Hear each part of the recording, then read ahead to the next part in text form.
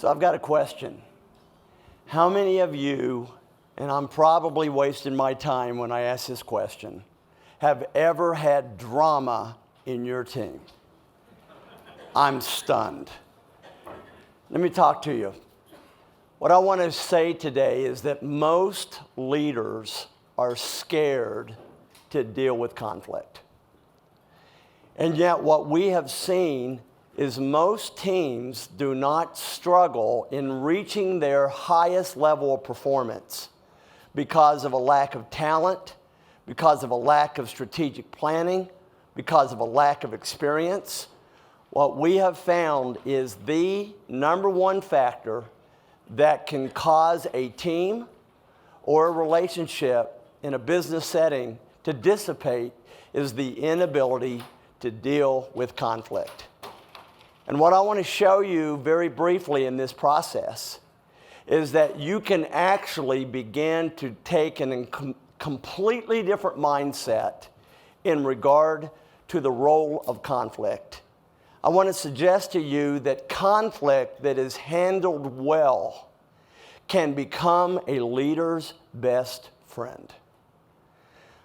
In my past, one of my original partner and mentor worked with a gentleman by the name of Edwards Deming in Japan for 23 years. And when she was done, she came back and she led an award foundation called the Malcolm Baldrige Quality Foundation. And under Presidents Bush and President Clinton, she was the leading proponent of what great world-class teams look like. And as a very young man, she poured herself into me and began to teach me what separates great teams, great organizations from everyone else. And I'm going to give you two defining characteristics that set apart world-class teams and world-class organizations. And the simplicity of this is going to surprise you. Number one, world-class teams make decisions better than their competitors. It's how they make decisions. Most organizations do not make decisions, they react to the noise. Great organizations do not listen to the noise and make decisions based upon internal principle and internal non-negotiables. The second thing that sets aside great teams from everybody else is how do they solve problems. And specifically what I'm talking about is have they gotten rid of drama within their culture. Many of you have had clients whose organizations have been ripped apart by conflict. You know what drama is? All that drama is, it is the outcome of poorly handled conflict. That's all drama is. Another definition of drama is getting 5 people involved in a 2-person problem. Now, I've seen many organizations think that if we do not deal with conflict, it will go away. I was dealing with the superintendent of schools of a large school system in another state. And he said, my way of handling conflict is I simply will not deal with it and hope that it goes away. You think that worked? Listen, you either deal with your issues or they will deal with you. If you deal with your issues, you're being proactive. If your issues deal with you, you're being reactive. Now, let me give you an insight. The things that typically tear apart teams and cause them not to perform, and we all know we have seen teams that have received a lower valuation because of the level of conflict that is going on in the organization. Conflict can cost organizations a lot of money in terms of productivity, in terms of profitability and in terms of the end game, in terms of if that company sells. And we know that one of the first things that an organizational leader will look for when they buy an organization is what is the health of the leadership team. And what defines a leadership team as much as anything is its ability to handle conflict well. Now let me say this. In every meeting of 2 or more people, whether it's a team meeting, whether it's meetings with your clients, whether it's an organizational meeting, whether it's a meeting with a peer, or if you're schizophrenic, you can do it all by yourself.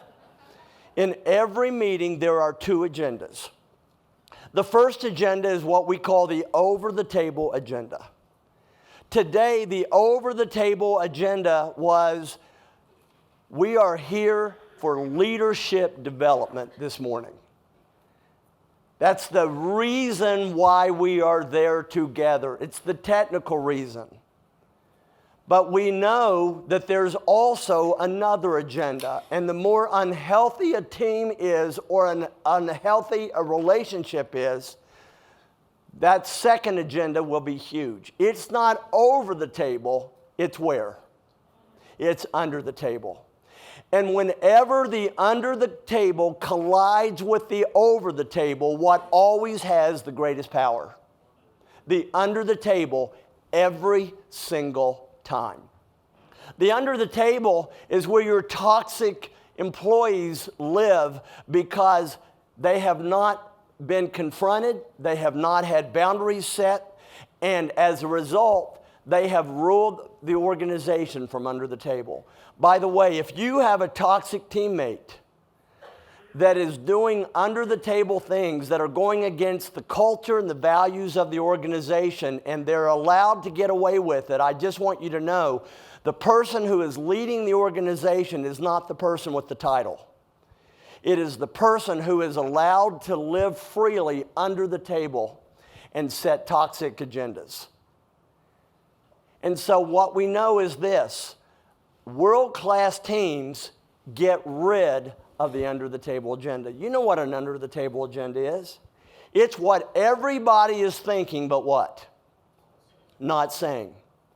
And so true, powerful, healthy, high-productive teams that often have a profitability rate as much as 3.5 times those companies that are not effective in conflict, they address their drama.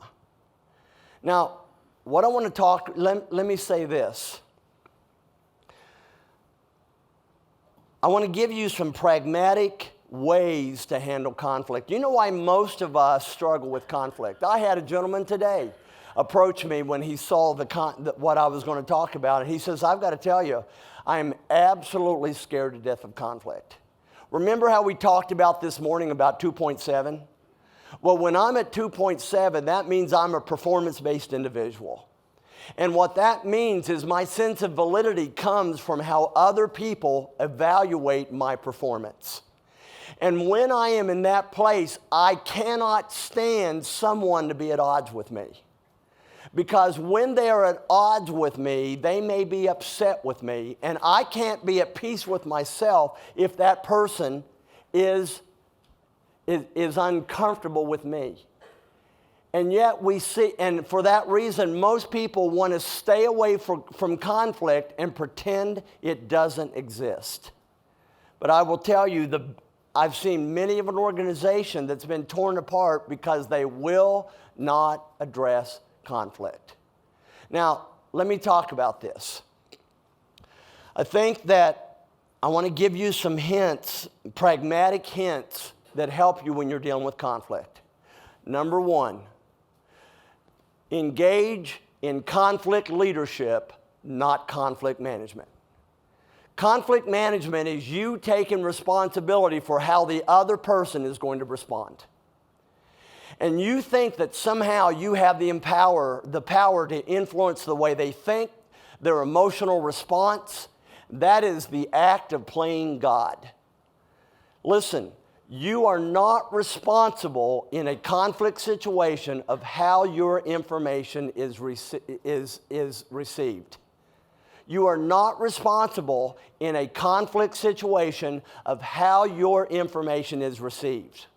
But you are responsible for what? How you deliver it.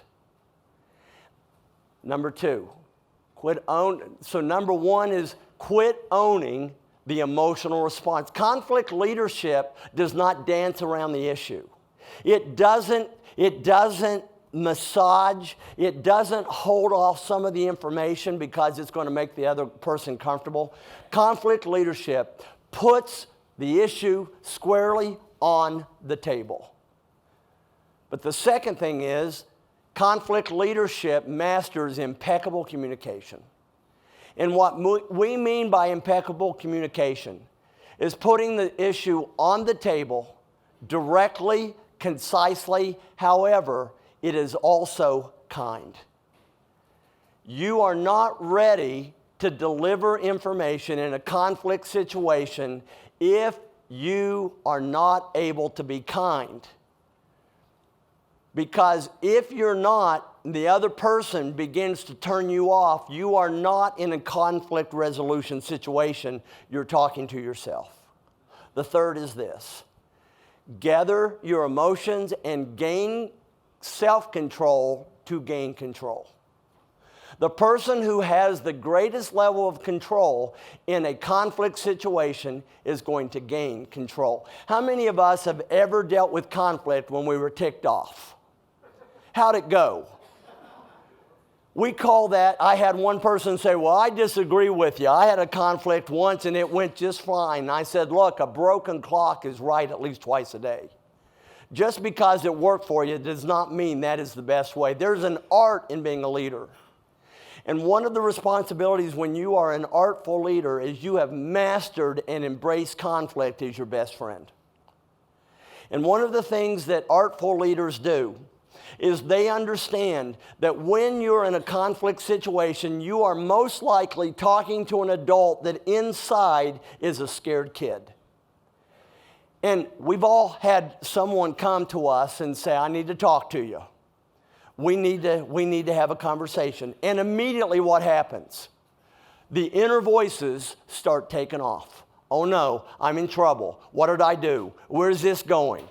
And while those voices are going on, what are they not able to do? They're not able to listen. And so as a leader, it's your responsibility to quiet those inner voices. Now, when you're in a conflict situation, if a person's being defensive with you, they are giving you information. And the information that they are giving you is they feel disrespected. They feel unsafe. And it may have nothing to do with you. It may be the byproduct of their own messages and their own experience. And yet, while those voices are going crazy, you will not solve the problem. So what do you have to do? What do you have to do? You have to quiet their voices. And to do that, there's a process that we call showing the back of the book. Showing the back of the book. That person is going, what is this about? What's the motive? Where is this ending? So you can quiet and calm that person and make that person feel safe by simply doing this. Look, Joe, you and I need to chat. And I want you to know that my motive for having this chat is purely positive. And I know that after this conversation is over, we're going to be in a significantly better place at the end of this conversation, even more so than we are now. So I just want you to know the reason I'm having this conversation is because I believe in you. I think that your role is important. And so just want you to know that. That's called showing the back of the book at the front of the conversation. If someone treats you like that, what happens to your anxiety at the front end of that conversation? It goes down. And so as a leader, if someone's being defensive, again, learn to read that. They're saying to you, I'm scared, I'm not feeling safe, and oh my gosh, what's going on? And you have to turn it into a two-way conversation by quieting those voices. I also want to say this, that conflict leadership also sets the leader that can handle conflict well is adept at creating a decision and conflict resolving environment. Your job as a leader is not simply to make decisions. Your job is to create an environment where your team can flourish in a decision-making process. And to do that, they have got to be able to express conflict, put things on the table that are bothering them without repercussion. Does that make sense? The safer your team feels to put issues from under the table on top of the table, the safer they feel, the more they're going to get real with you. If they feel if there's repercussion, they will absolutely play it safe and keep those issues from under the table. Now, one of the things that we do repeatedly is we develop what is called principles of trust. There's no way I can go into detail, but I'll give you a taste. There are 6 things when we're working with a team that we begin to help build in their culture. Number 1 is deliver the mail to the right address. If you have a problem with Bill, you don't go to Charlie to talk about Bill. You don't go to everybody else except Bill. You go to Bill. And if you come to me about Charlie, I'm going to direct you back to Bill and say, when are you going to come and talk to me? So effective teams that have low drama and low conflict, they learn to deliver the mail to the right address. Number 2, there are no meetings after the meeting. And many of us knew when we were in the meeting that it's not the meeting. And as soon as the meeting is over, what? The real meeting happens out there. Great teams do not have meetings after the meeting. The meeting is the meeting. Now, that doesn't mean you can't talk about things, but if you're upset about something or you're not comfortable with something, a great team will put that right on the table in the middle of that conference area, and it'll be put on the table. No meetings after the meeting, deliver the mail to the right address.